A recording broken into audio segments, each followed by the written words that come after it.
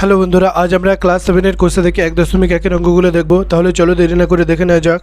সবার প্রথমে যে অঙ্কটা আছে সেটা হচ্ছে একেরটা। দেখো, বলছে যে সিতারা বেগমের, তোমাদের দেখিয়ে দিই অঙ্কটা। দেখো কী বলা আছে, সিতারা বেগমের ফলের দোকানে 60টি পেয়ারা ছিল। তিনি তার মোট পেয়ারার 1/4 বিক্রি করলেন। তার কাছে আর কতগুলি পেয়ারা পড়ে রইল দেখি। তাহলে কতগুলি পেয়ারা পড়ে রইল দেখতে হবে। তাহলে দেখো 60টি পেয়ারা ছিল। কতগুলি পেয়ারা ছিল? 60টি পেয়ারার মধ্যে 1/4 বিক্রি করেছে। তার মানে কি 60টির মধ্যে 60-এর 1/4 বিক্রি করেছে। কতগুলি পেয়ারা পড়ে আছে এটা দেখতে হবে। তাহলে আমরা প্রথমে কী বার করব, যে কটা পেয়ারা বিক্রি করেছে। 60-এর 1/4 মানে কত? দেখো এখানে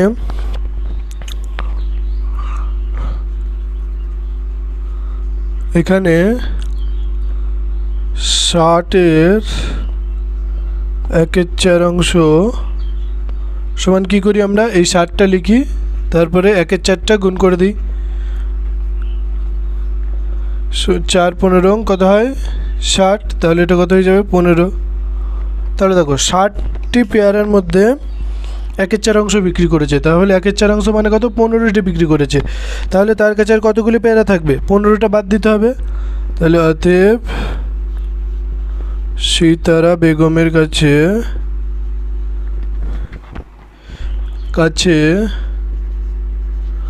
পেয়ারা পড়ে রইল কতগুলি? দেখো 60টা ছিল, তার মধ্যে 15টা বিক্রি করেছে। সমান কত হবে? 45টি। তাহলে উত্তর কত হবে? 45টি পেয়ারা পড়ে রইল। আচ্ছা, এরপরে অঙ্কটা দেখবো আমরা 2-এরটা। তার আগে আমি এটা মুছে দিচ্ছি। দেখো 2-এর অঙ্কটা কি বলা আছে, যে দেখো এখানে 2-এরটা দেখো, বলছে মা আমাকে 60 টাকার 5/6 এবং দাদাকে 45 টাকার 7/9 দিয়েছে। মা কাকে বেশি টাকা দিয়েছে? তাহলে কি করব, 60 টাকার 5/6 আমাকে দিয়েছে। তাহলে আমরা বার করব যে 60 টাকার 5/6 মানে কত টাকা। আর একটা কি বার করব, 45 টাকার 7/9 দাদাকে দিয়েছে। তার মানে কি 45 টাকা 7/9 কত টাকা আমরা দেখব। তারপর আমরা দেখব যে কোনটা বেশি। আচ্ছা, তো প্রথমে আমরা বার করি, আমাকে দিয়েছে কত টাকা দিয়েছে? 60 টাকার কত অংশ? 5/6 সমান 60 টাকার 5/6 মানে কত? 60 গুণিত 5/6। দেখো তোমাদের বলেছিলাম এই অংশের কোনো একক নেই, কিন্তু 60-এর এককটা কি? টাকা। তাই এখানে কি হবে? টাকা। 60টা যদি লিটার থাকতো, এটা লিটার হতো। 7টা যা থাকবে 60-এর পরে এখানে যা থাকবে, মানে এই সংখ্যাটার পরে যেটা গুণ করব, তারপরে লিটার থাকলে লিটার হবে, টাকা থাকলে টাকা হবে, মিটার থাকলে মিটার হবে। ঠিক আছে, 6×10=60 সমান কত হবে? 50 টাকা। ঠিক আছে, তাহলে আমাকে দিয়েছে কত? 50 টাকা। আর দাদাকে কত দিয়েছে? 45 টাকার 7/9। তাহলে বার করব, দাদাকে দিয়েছে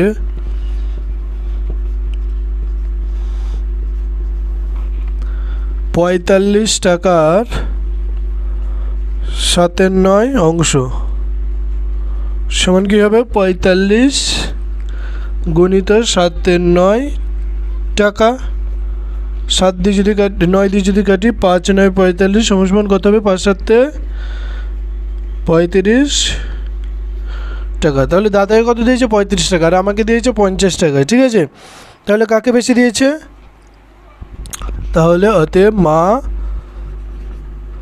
আমাকে বেশি টাকা দিয়েছে।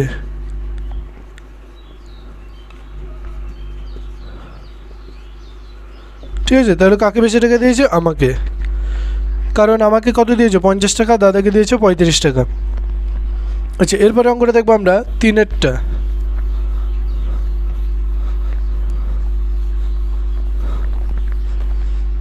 যে 3-এর অঙ্কটা দেখো কী দেওয়া আছে এখানে। এরপরেরটা কত হবে? 3। 3-এরটা দেখো কী দেওয়া আছে। 3-এরটা দেওয়া আছে যে গণেশবাবু 3 দিনে একটি কাজে যথাক্রমে 3/14, 4/7 ও 1/21 শেষ করেছেন। তিনি 3 দিনে মোট কত অংশ কাজ শেষ করেছেন? এখনও কত অংশ কাজ বাকি আছে হিসাব করি। ঠিক আছে, তাহলে আমরা কত কী বার করবো এখানে? 3 দিনে একটি কাজের এত এত অংশ শেষ করেছেন, 3 দিনে মোট কত অংশ কাজ শেষ করেছেন সেটা আমরা বার করব। অতএব গণেশবাবু 3 দিনে মোট কত অংশ কাজ করেছে সেটা দেখবো। মোট কাজ করেছেন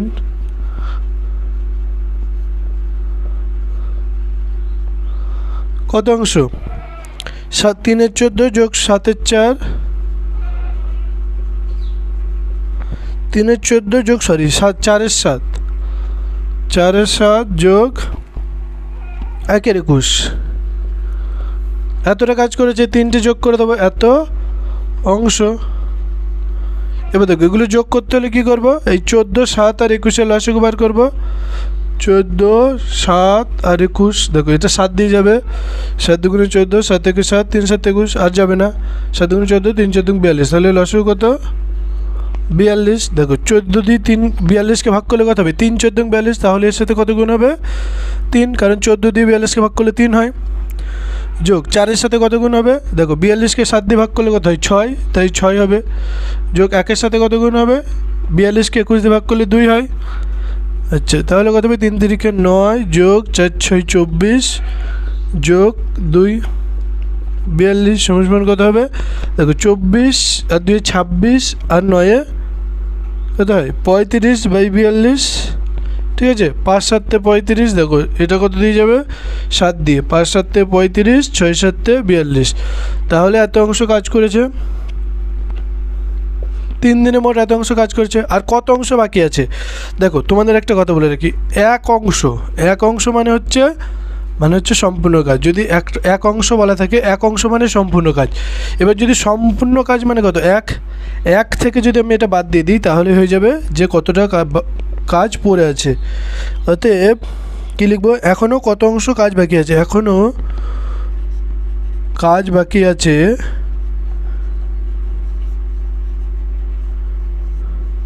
কত অংশ? 1 থেকে কত বিয়োগ করবো? 5/6, এত অংশ। এবার দেখো এটা কীভাবে বিয়োগ করব? এই 6 দিয়ে 1কে গুণ করব, 6 লিখবো, বিয়োগ এই ওপরে যা আছে তাই লিখে দেবো 5, আর নিচে এই 6টা 6ই হয়ে যাবে, ঠিক আছে। 6 থেকে 5 বিয়োগ করলে কত হয়? 1/6, তাহলে এত অংশ। তাহলে 1/6 অংশ কাজ বাকি আছে। আচ্ছা, এরপরে আমরা কোনটা দেখবো? 4-এর অঙ্কটা দেখবো। তার আগে আমি এটা মুছে দিচ্ছি। তোমরা একটা জিনিস মনে রাখবে যে যদি বলে এক অংশ, ধরো তোমাদের একটা বালতি আছে, ঠিক আছে, সেই বালতিতে আমি জল ভরলাম, ঠিক আছে। যদি বলি আমি এক অংশ জল ভরেছি, এক অংশ জল ভরা মানে হচ্ছে একদম বালতিটাকে পুরো ভর্তি করা, ঠিক আছে। মানে বালতিটাকে পুরো যদি ভর্তি করে দিই জল দিয়ে তাহলে বলবো এক অংশ। আর যদি অর্ধেক ভর্তি করি তাহলে বলবো দু ভাগের এক ভাগ ভর্তি হয়েছে, তার মানে 1/2 অংশ। এক অংশ মানে সম্পূর্ণ হয়ে যাওয়া, মানে কাজটা সম্পূর্ণ হওয়া বা যে কোনো জিনিস সম্পূর্ণ হওয়া। আচ্ছা, 4-এর অঙ্কটা দেখো কী বলা আছে। 4-এর অঙ্কটা বলা আছে যে একটি বাসের দৈর্ঘ্যের 1/3 অংশ লাল রং, 1/5 অংশ সবুজ রং ও বাকি 14 মিটার হলুদ রং দিয়েছি। বাসটি কত মিটার লম্বা দেখি। দেখো 4-এরটা দেখো কী বলা আছে। আচ্ছা, 4-এরটা দেখো, তোমাদের একটা ছবি এঁকে দিই তাহলে ভালো বুঝতে পারবে। যদি ধরো এখানে এটা যদি একটা বাস হয়, ঠিক আছে, দেখো এটা যদি একটা বাস হয়, এবার দেখো কি বলেছে, এইটা ধরো আমি রং করে দিয়েছি কিছু দিয়ে, এটা হচ্ছে লাল রং, ঠিক আছে, লাল রং। এটা কত অংশ? 1/3 অংশ। এরপরে বলেছে 1/5 অংশ সবুজ, আচ্ছা 1/3 অংশ লাল রং, 1/5 অংশ সবুজ রং, মানে এইটুকু ধরো আমি বললাম সবুজ, এটা কত অংশ? 1/5 অংশ। আর এই যে বাকিটুকু হচ্ছে 14 কি বলা আছে? 14 মিটার হলুদ রং দিয়েছি। বাসটি কত মিটার লম্বা? এটা হচ্ছে হলুদ, 14 মিটার, আর এটা কি? হলুদ। এবার দেখো যদি আমি বলছে বাসটির দৈর্ঘ্য কত, যদি আমি ধরো বাসটির দৈর্ঘ্য x ধরে নিই, ঠিক আছে, যদি ধরি বাসটির দৈর্ঘ্য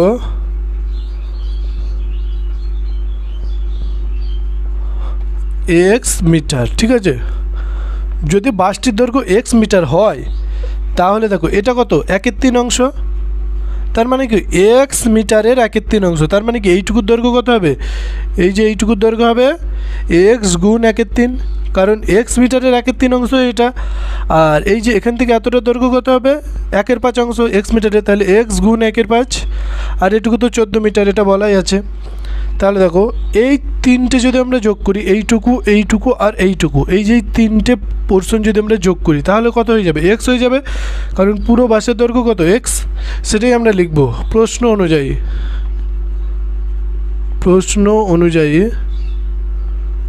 প্রশ্ন অনুযায়ী কি লিখতে পাচ্ছি দেখো, এক্সের 1/3 তার মানে এক্স বাই 1/3 যোগ এক্সের 1/5 মানে এক্স গুণ 1/5 যোগ 14, আচ্ছা সরি 14 সমান সমান কত বললাম, পুরোটা হয়ে যাবে পুরো বাসটার দৈর্ঘ্য এক্স, ঠিক আছে।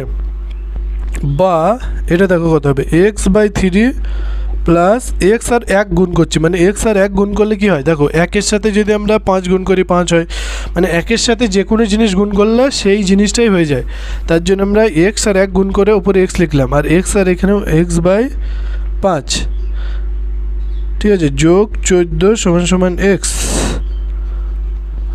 বা দেখো এই দুটোকে আমরা ওই ডান দিকে নিয়ে যাব, ঠিক আছে, আর 14টাকে বাঁ দিকে রাখবো। দেখো আর একটা কথা বলি, বাঁ দিক থেকে ডান দিকে যেতে গেলে যদি প্লাস থাকে ওদিকে হয় মাইনাস, ঠিক আছে, এর আগেও কি আছে কিছু নেই মানে প্লাস, তাহলে এক্স বিয়োগ এক্স বাই 3 বিয়োগ এক্স বাই 5, ঠিক আছে। বা দেখো এর নিচে কিছু নেই মানে 1 আছে, 14 সমান সমান দেখো এবার 3, 5 আর 1-এর লসাগু বার করবো, দেখো 3, 5 আর 1, এগুলো লসাগু কোনো কিছুতে ভাগ করা যাবে না, তাহলে 3টিকে গুণ করে দেবো, 3 5 15, 15 15, তাহলে লসাগু কত হয়ে যাবে 15। এবার দেখো 1 দিয়ে 15কে ভাগ করবো, কত হবে 15 দিয়ে, এই 15কে 1 দিয়ে ভাগ করলে 15 হয়, তাহলে কত হবে এক্স গুণ 15 বিয়োগ, দেখো এক্সের সাথে কী গুণ হবে 15কে 3 দিয়ে ভাগ করবো, কত হবে 5, 3 5 15 বিয়োগ এক্স গুণ কত লিখবো 15কে 5 দিয়ে ভাগ করলে 3, ঠিক আছে, এটা হয়ে গেল।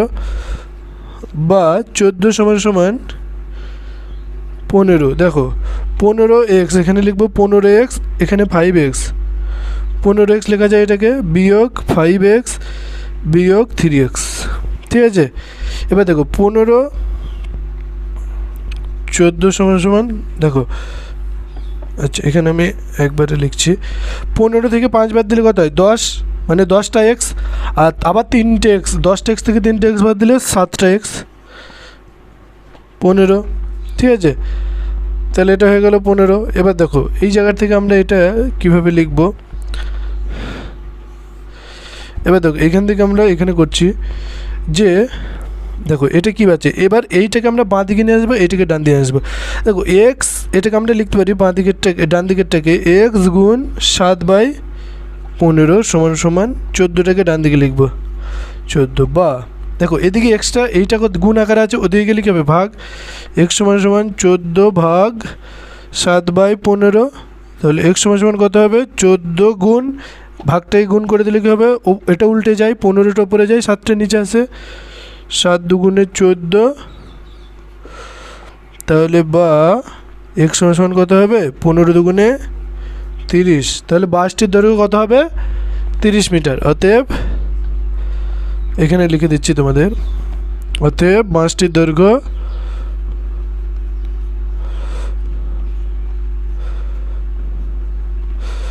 30 মিটার। দেখো 30 মিটার কেন, কারণ এক্স ধরেছিলাম আমরা বাসটির দৈর্ঘ্য, সেখানে এক্স সমান কত, এক্স মানেই হচ্ছে 30, তাহলে বাসটির দৈর্ঘ্য কত হবে 30 মিটার, ঠিক আছে। আশা করি অঙ্কটা বুঝতে পেরেছো, যদি না বুঝতে পারো ভিডিওটাকে আরেকবার দেখো, তাহলে অবশ্যই বুঝতে পারবে। এই ছবিটা বিশেষ করে ছবিটা ফলো করবে, ঠিক আছে, এই অঙ্কটার ক্ষেত্রে। আচ্ছা তাহলে আমি মুছে দিচ্ছি।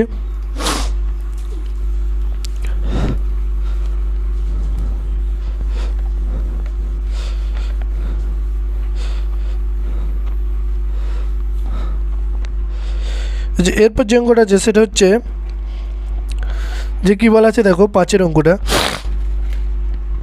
বলছে একটি খাতার দাম 6 টাকা 50 পয়সা হলে 15টি খাতার দাম কত হবে দেখি। দেখো 5-এরটা কী বলা আছে, একটি খাতার দাম কত বলা আছে? 6 টাকা 50 পয়সা বা 6.50 টাকা। তাহলে 15টি খাতার দাম কত হবে? 15টি খাতার দাম, অতএব খাতার দাম সমান একটি খাতার দাম যেটা তার সাথে 15 গুণ এত টাকা। এবার দেখো 6.50কে কী দিয়ে গুণ করবো? 15 দিয়ে গুণ করবো, ঠিক আছে? দেখো 15 দিয়ে 15টা আমি এইভাবে লিখি, তাহলে তোমাদের বুঝতে সুবিধা হবে। 5 0 0, 5 5 25, 5 হাতে 2, 5 6 30 32 গুণ 0 5 6। এবার যোগ করব 0 5 5 আর 2 7, 6 3 9। এবার দেখো দুটোর আগে দশমিক আছে, তাই আমরা দুটোর আগে দশমিক দেবো। তাহলে এটা কত হয়ে যাবে? 97 টাকা 50 পয়সা বা 97.50 টাকা। ঠিক আছে, এটা হয়ে গেল 5-এর দিকের অঙ্কটা। এবার আমরা 6-এর অঙ্কটা দেখব। দেখো তোমাদের যদি বলি এখানে গুণ কেন করলাম, তোমরা ভাবতেই পারো। ধরো তোমাকে বললাম যে একটা খাতার দাম 10 টাকা, তাহলে তুমি 5টা খাতার দাম কত বলবে? 50 টাকা। খুব সহজেই বলে দেবে। আসলে কি করছি যে একটা খাতার দামকে 10 টাকাকে কী করছি? 5 দিয়ে গুণ করে দিচ্ছি, কারণ আমি 5টা খাতা কিনছি। ঠিক আছে, সেই অনুযায়ী আমরা কি করলাম? ওখানে গুণ করলাম। আচ্ছা দেখো সাতেরটা, আচ্ছা 6-টা দেখো। একটি বাক্সে 12টি চিনির প্যাকেট আছে। প্রতি প্যাকেটের ওজন 2.84 কিগ্রা। বাক্স ও প্যাকেটগুলির মোট ওজন 36 কিগ্রা হলে হিসাব করে দেখি বাক্সটির ওজন কত। মানে দেখো এখানে কি বলা আছে, ধরো এখানে একটা আমি তোমাদের ছবিটাকে বুঝিয়ে দিচ্ছি। এটা ধরো একটা বাক্স, ঠিক আছে? আর এর মধ্যে কি আছে? আমি যদি এইগুলোকে ধরো চিনির প্যাকেট যদি বলি, এরকম কটা চিনির প্যাকেট আছে? বলা আছে যে 12টি চিনির প্যাকেট আছে। মানে এখানে যদি আরও যদি দেখা যায় 12টি চিনির প্যাকেট আছে। এবার ওরা কি বলে দিয়েছে দেখো, একটি চিনির প্যাকেটের ওজন কত বলা আছে? 2.84 কেজি। ঠিক আছে, একটি চিনির প্যাকেটের ওজন 2.84 কেজি। তাহলে কটা চিনির প্যাকেট আছে? 12টা। 12টার ওজন কত হবে? 12 গুণ 2.84 কেজি। ঠিক আছে, এবার কি বলা আছে দেখো, 12টার ওজন পেয়ে গেলাম। এবার বাক্স প্যাকেটগুলি, মানে এই যে বাক্সটাকে যদি আমরা ওজন করি প্যাকেটগুলির সদ্য, তাহলে এটা হচ্ছে কত? 36 কেজি। এবার আমাদের জানতে চাইছে যে বাক্সের ওজনটা কত। মানে এই যে চিনিগুলো যদি আমি বার করে দিই তাহলে তো বাক্সের একটা ওজন থাকবে, সেই ওজনটা কত আমাদের জানতে চাইছে। আচ্ছা, চিনিগুলো বার করে দেওয়ার মানে কি? মানে আমরা এই যে পুরো যে ওজনটা সেইটা থেকে, মানে 36 থেকে এই যে এইটা বাদ দেবো, কারণ এটা কি? এটা কার ওজন? চিনির ওজন। চিনির ওজন বাদ দিয়ে দিলেই তো বাক্সটার ওজন পেয়ে যাবো পুরো ওজন থেকে, সেটাই আমরা করব। আচ্ছা, এখানে তাহলে লিখবো যে 6টা, এখানে প্রতিটি প্যাকেটের ওজন, এখানে প্রতিটি চিনির প্যাকেটের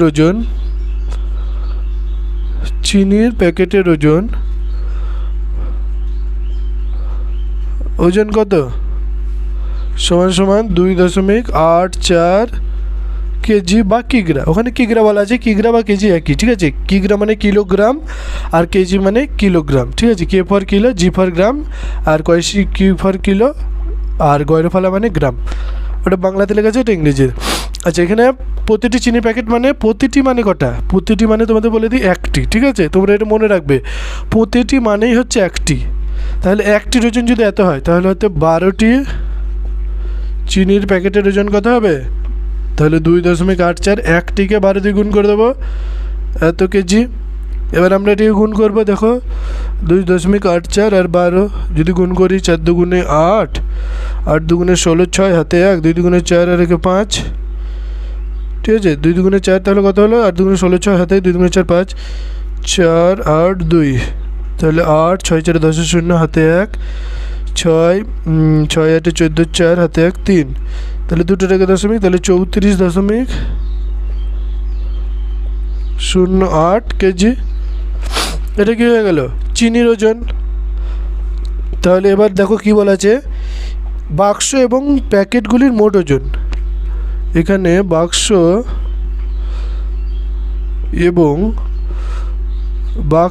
ও প্যাকেটগুলির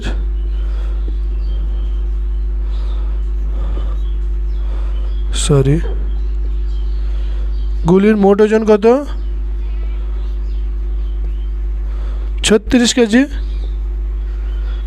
তাহলে ওতে বাক্সের ওজন কত হবে?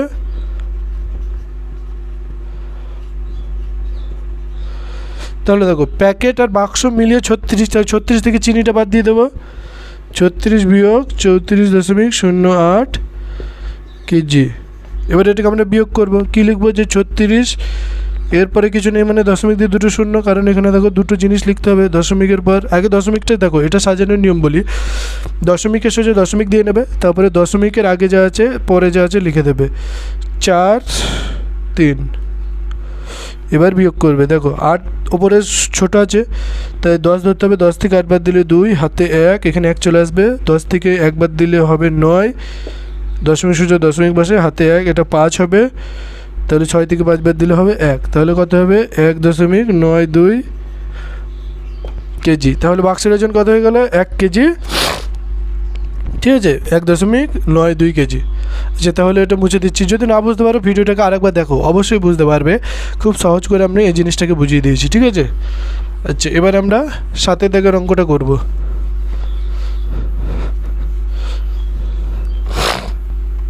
দেখো 7 দাগের অঙ্কটা কি বলা আছে যে,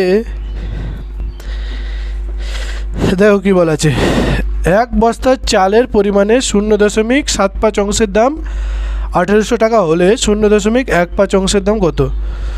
দেখো কি বলেছি। আচ্ছা, তোমাদের বলে রাখি যে,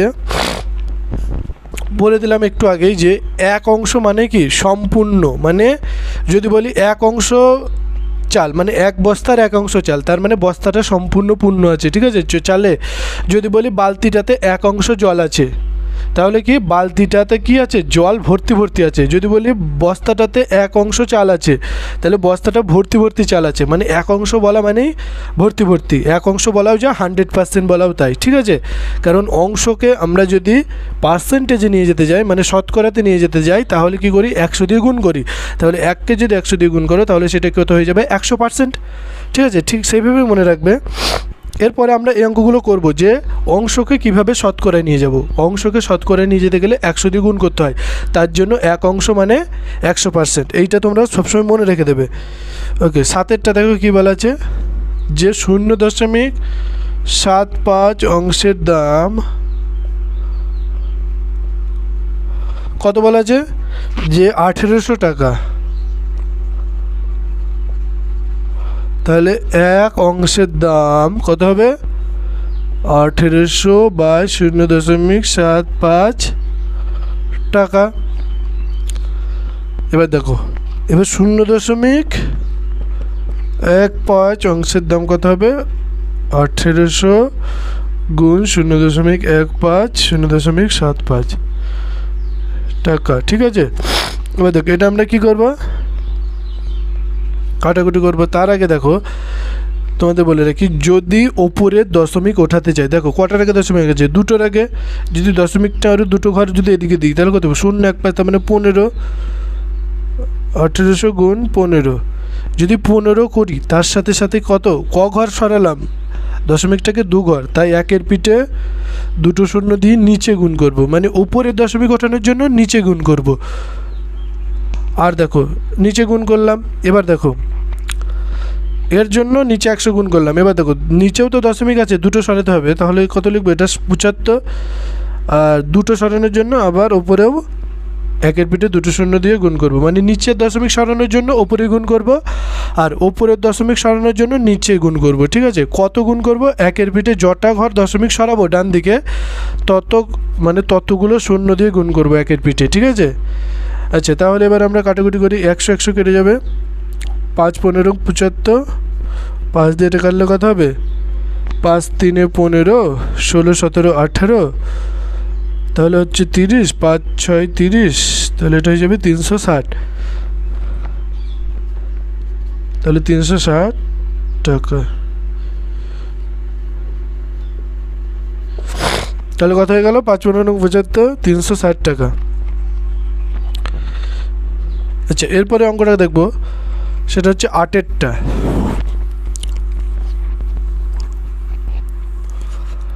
দেখো 8-এরটা দেখো কি বলা আছে। 8-এরটা বলা আছে যে অনিতাদি তার জমির পরিমাণের অর্ধেকের 1/8 ভাইকে দিয়েছেন এবং বাকি জমি তিনি তিনি 3 ছেলে মেয়েকে সমান ভাগে ভাগ করে দিলেন।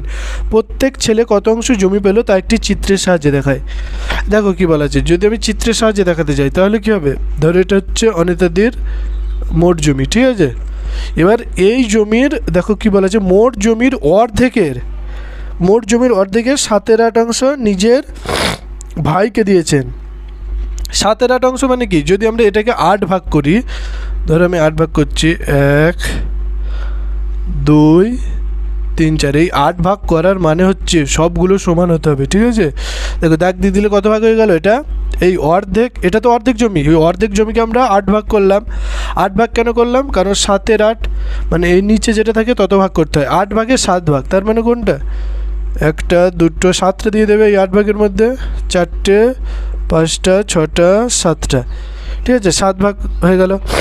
এবার দেখো কী বলেছে, এইটা হচ্ছে ভাইকে দিয়েছে, আর বাকি জমি কোথায় দিয়েছে, তার 3 ছেলে মেয়েদের। বাকি কতটা পড়ে থাকে, যদি আমরা এটাকেও যদি 8 ভাগ করে দিই, 1 2 3 4, তাহলে বাকি কতটা পড়ে থাকলো, 1 2 3 4 5 6 7 8 9, 9টা, ঠিক আছে। তাহলে 9টা পড়ে থাকলো, তাহলে 9টা কার মধ্যে, 9টা হচ্ছে 16টার মধ্যে 9টা, এত অংশ। তাহলে মোট জমির কত অংশ, 9/16 অংশ দেয় তার 3 ছেলে মেয়েকে, ঠিক আছে। মোট জমির, অর্ধেক জমির নয়, মোট জমির 9/16 অংশ তার কাকে দেয়, ওই 3 ছেলেকে। আর তাহলে তার ভাইকে কতটা দেয় মোট জমির, এটা তো অর্ধেক জমির 1/8 দেয়, কিন্তু মোট জমির কত অংশ, মোট জমি কটা ভাগ হয়েছে, 16টা, 16টার মধ্যে কটা দেয়, 7টা, ঠিক আছে। আর তার 3 ছেলে মেয়েকে কত দেয়, 9/16 অংশ, কারণ 9/16 অংশ বা এগুলো কি পড়ে আছে। আর কজনের মধ্যে ভাগ করে দেয়, এটা 9/16কে 3 জনের মধ্যে ভাগ করে দেয়, ঠিক আছে। তাহলে এটা হবে 9/16, এটা ভাগকে গুণ করলে, এটা দেখো নিচে আছে, নিচে 1 আছে, কিছু নেই, মানে 1টা উপরে যায় 3টা নিচে যায়, 3 3 9, তাহলে হবে 3/16, বুঝতে পেরেছো। তাহলে 3/16 অংশ একটা ছেলে মেয়েকে দেয়। এটাই আমরা কি করব, গণিতের ভাষায় দেখব। দেখো 8এরটা দেখো, এখানে মোট জমি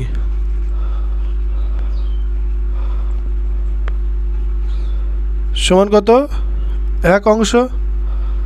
আমি কি বললাম, মোট সম্পূর্ণ মানে 1 অংশ, অর্ধেক জমি মানে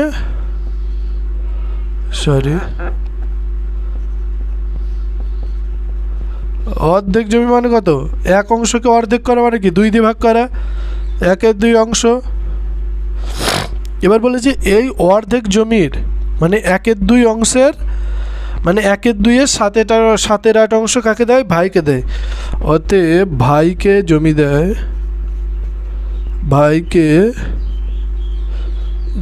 দেয়, কত, এই অর্ধেকের, এই 1/2 7/8 অংশ সমান কত হবে, 2 2 এখানে 8 2 হবে 16, উপরে 7 1 7, এত অংশ। তাহলে ভাইকে দিলে এত অংশ। অতএব তাহলে দেখো ভাইকে এতটা দিয়েছে, আর বাকি কতটা পড়ে থাকবে, অতএব বাকি জমি সমান কত, 1 থেকে বিয়োগ হবে, কারণ 1 অংশই তো পুরো জমিটা ছিল, পুরো জমি থেকে যদি এটা বাদ দিয়ে দিই তাহলে তো কতটা জমি পড়ে থাকবে সেটা পেয়ে যাবো, 7/16। এটা কীভাবে বিয়োগ করবো, 16 1কে এইটা দিয়ে এটা গুণ করতে হয়, 16 আর বিয়োগ চিহ্ন আছে তাই বিয়োগ, ওপরে 7 আর নিচে 16 হয়ে যায়, তাহলে কত হবে 9/16। আর বাকি জমি, আর এই জমিটাই কী করে, প্রত্যেক ছেলে মেয়েকে দেয়, প্রত্যেক ছেলে মেয়ের মধ্যে সমান ভাগে ভাগ করে দেয় এতটা জমি। অতএব প্রত্যেক ছেলে মেয়ে মানে 3 জন ছেলেকে মিলে এই জমিটা দেয়, তাহলে একজন ছেলেকে কতটা দেবে, অতএব প্রতি ছেলে মেয়ে জমি পাবে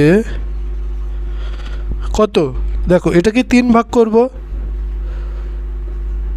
সমান এত অংশ, সমান 9/16 গুণিত, দেখো 3-এর নিচে কিছু নেই মানে 1 আছে, এটা ভাগটাকে গুণ করলে কি হয়, এটা উল্টে যায়, 1/3 হয়, 3 3 9, সমান কত হবে 3/16 অংশ। বুঝতে পারলে? আচ্ছা, যদি না বুঝতে পারো ভিডিওটাকে আরেকবার দেখো, তোমরা অবশ্যই বুঝতে পারবে। অঙ্কগুলো খুব সুন্দরভাবে বোঝানো হয়েছে, আশা করি বুঝতে পারবে। তো বন্ধুরা, এখানেই আমাদের 1 থেকে 8 পর্যন্ত যে অঙ্কগুলো আছে সেটা শেষ হলো। এরপর আমরা 9 10 11 এরপরে ভিডিওতে আমরা এইটা দেখব পার্ট 2তে। তো যদি ভিডিওটা ভালো লেগে থাকে একটা লাইক করে দেবে আর চ্যানেলটাকে অবশ্যই সাবস্ক্রাইব করে দেবে। Thank you for watching this video.